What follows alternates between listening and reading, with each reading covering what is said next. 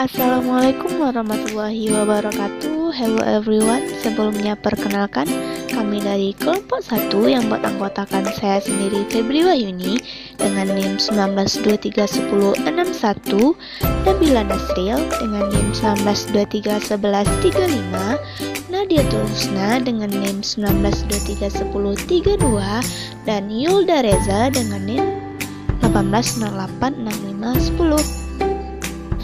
Nah, video kali ini merupakan tugas dari mata kuliah Psikologi Pendidikan dengan dosen pengampu Bapak Zadrian Ardi SPD MPD. Dan materi yang akan kita bahas adalah pertumbuhan dan perkembangan serta hubungannya dengan proses pembelajaran. Yang pertama yang akan kita bahas adalah pengertian pertumbuhan dan perkembangan serta perbedaan antara keduanya. Pertumbuhan dan perkembangan pada dasarnya ialah perubahan menuju tahap yang lebih tinggi.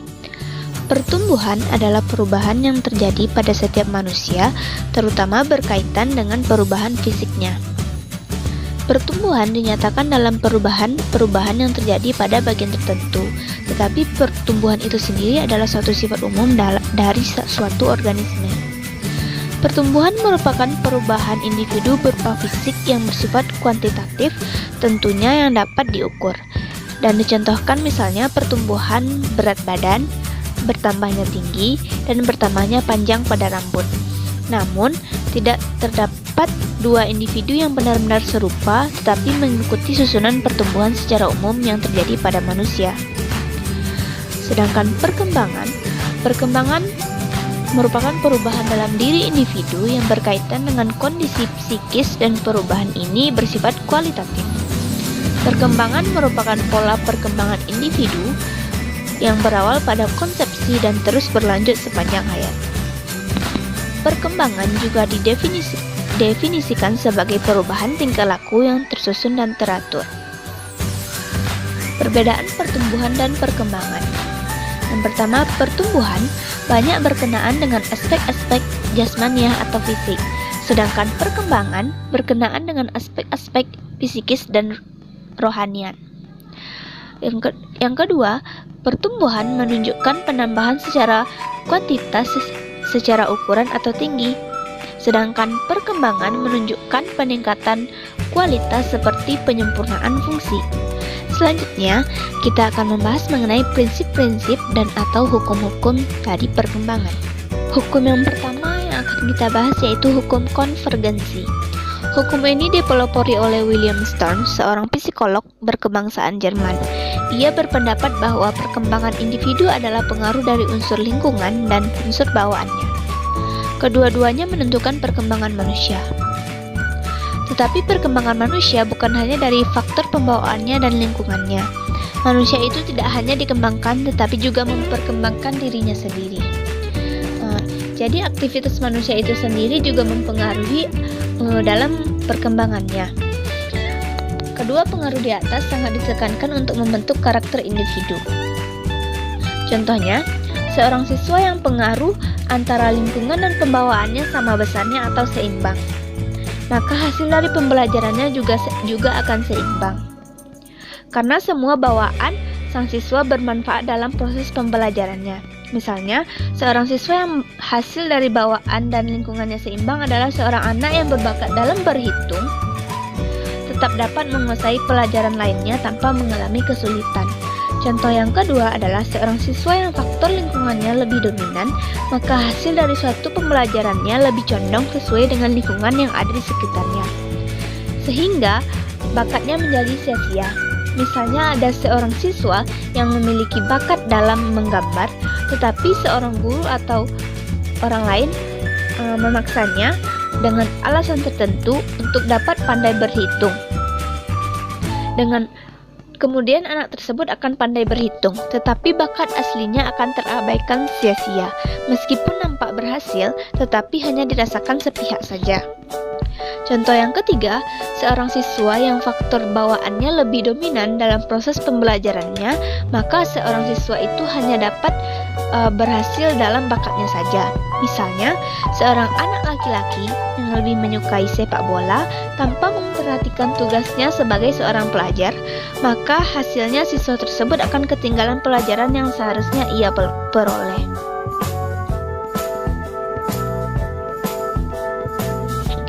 Jadi, faktor bawaan dan lingkungan tersebut dapat mempengaruhi dari perkembangan seseorang.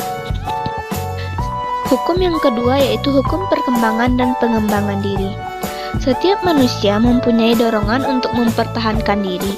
Dari sikap mempertahankan diri tersebut akan berlanjut menjadi sikap untuk mengembangkan diri. Artinya, manusia berkembang karena adanya insting atau naluri pembawaan sejak lahir yang menuntutnya untuk bertahan dan mengembangkan diri. Contohnya pada anak balita, wujud pertahanan itu berupa tangisan ketika lapar atau teriakan yang disertai pelemparan batu ketika mendapat gangguan hewan atau orang yang ada di sekelilingnya. Dari usaha mempertahankan diri akan berlanjut menjadi usaha untuk mengembangkan diri. Selanjutnya, pada anak-anak biasanya tampak keingintahuan terhadap sesuatu itu berkali-kali. Alhasil, manusia berkembang karena adanya insting atau naluri pembawaannya sejak lahir yang menuntutnya untuk bertahan dan mengembangkan diri di muka bumi ini. Hukum yang ketiga yaitu hukum masa peka. Masa peka adalah masa di mana anak-anak mudah menerima stimulus untuk mengembangkan fungsi-fungsi tertentu, seperti fungsi tangan untuk menulis, fungsi mulut untuk berbicara, dan sebagainya.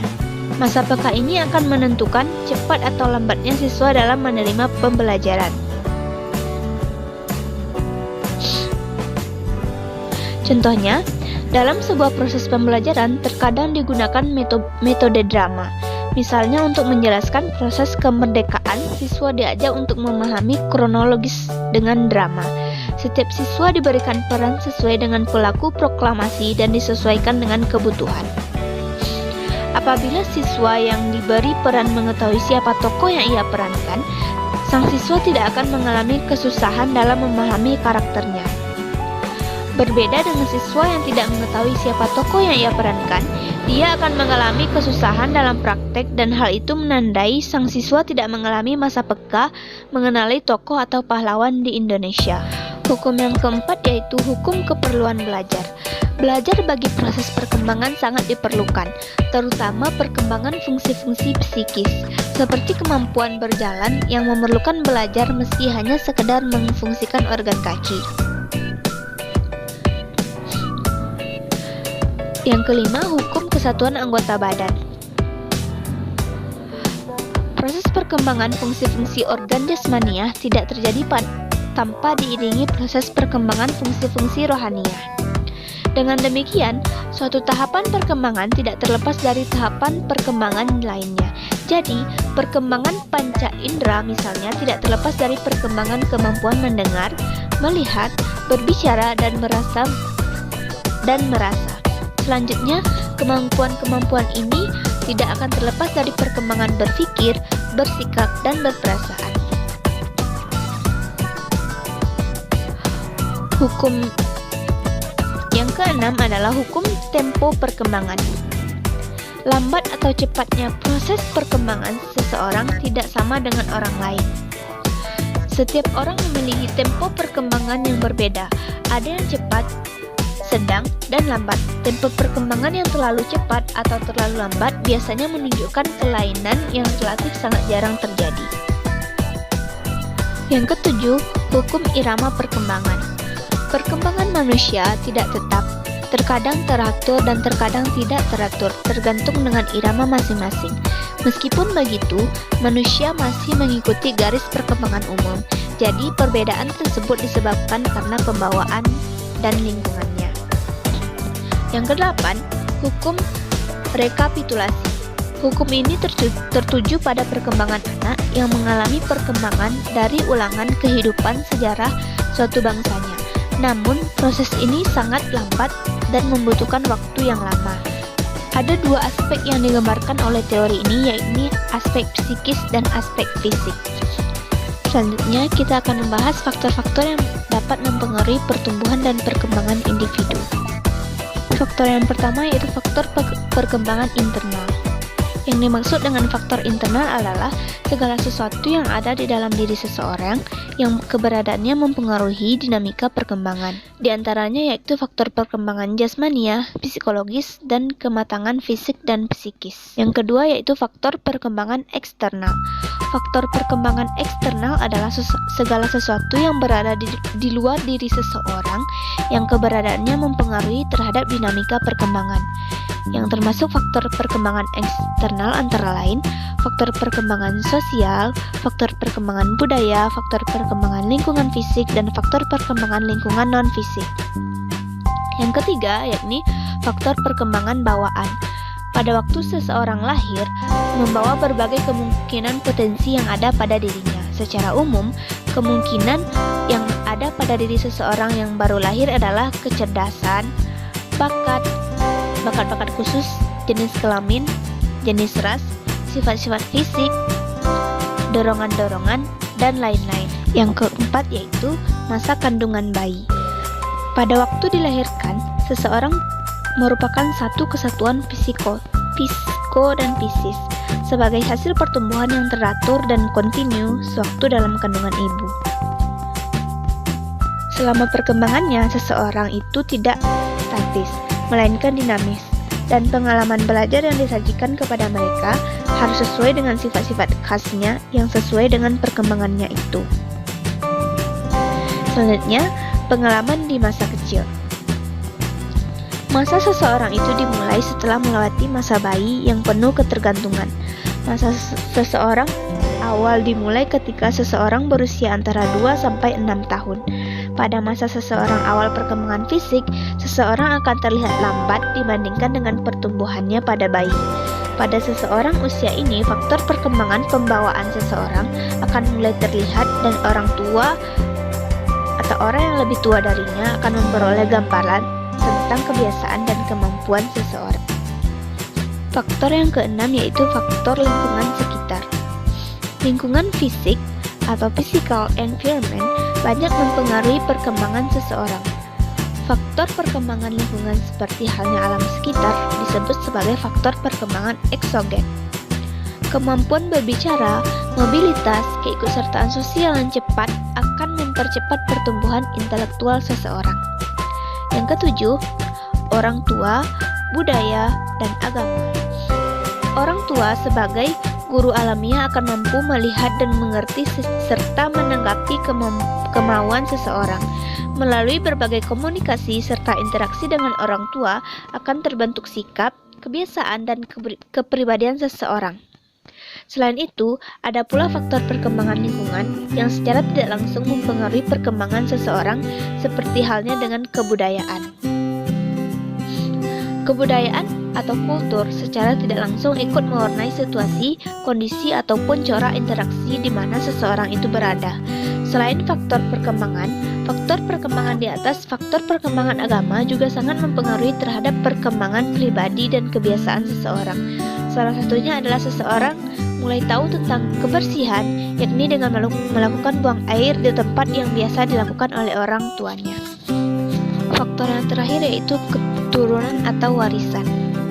Yang pertama dapat dilihat dari bentuk tubuh dan warna kulit.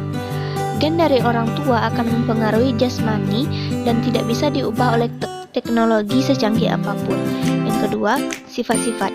Warisan dari orang tua sama halnya dengan bentuk tubuh dan warna kulit tidak dapat diubah. Tipe manusia berdasarkan sifatnya menurut Edward Springer adalah manusia ekonomi, teori, politik, sosial, seni, dan agama. Yang ketiga, inteligasi, yaitu kemampuan umum untuk penyesuaian terhadap situasi atau masalah. Tes inteligensi yang standar antara lain tes Binet-Simon, tes Wechsler, tes Army Alpha dan Beta, tes Progressive Matrix. Yang keempat, bakat, yaitu kemampuan khusus yang menonjol di antara berbagai jenis kemampuan yang dimiliki seseorang. Bakat dapat diketahui dari tingkah laku seseorang atau dengan tes bakat. Bila seseorang tidak diberi kesempatan untuk melatih bakatnya, maka bakatnya tersebut akan tidak berkembang atau tidak akan berkembang. Selanjutnya, penyakit atau cacat tubuh. Orang yang sehat atau memiliki tubuh lengkap tidak kurang sesuatu apapun dengan orang yang memiliki cacat tubuh atau sakit, tentu memiliki rasa yang berbeda dalam memandang diri sendiri, kehidupan, dan sekitarnya, sehingga secara langsung akan berpengaruh pada perkembangan psikisnya. Selanjutnya, kecakapan, harga diri, persepsi, dan keinginan. Seseorang yang cakap dan terampil serta menghargai diri sendiri akan lebih mudah dalam mengembangkan potensi-potensi yang dimilikinya.